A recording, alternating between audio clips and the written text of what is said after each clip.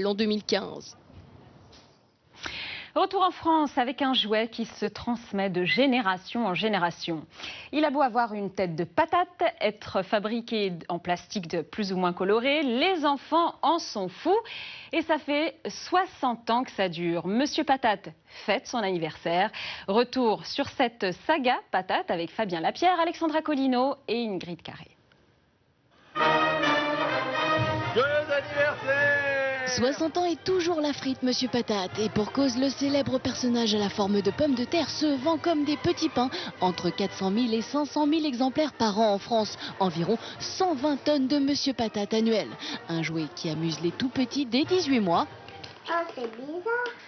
Et qui a su s'adapter aux différentes générations depuis sa création en 1952. Les enfants jouaient avec de véritables pommes de terre. Ils mettaient les pièces directement dans la pomme de terre. Ce n'est qu'en 1964 que les véritables pommes de terre se sont transformées en pommes de terre plastiques.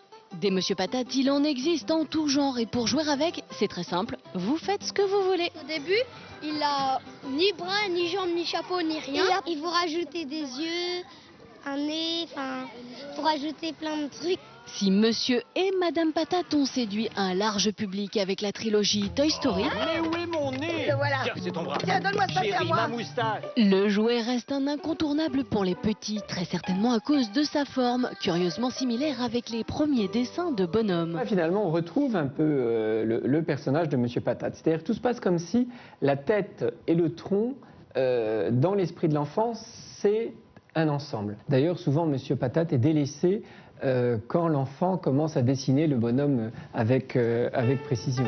Une chose est sûre, Monsieur Patate fait désormais partie du club très fermé des jouets indémodables.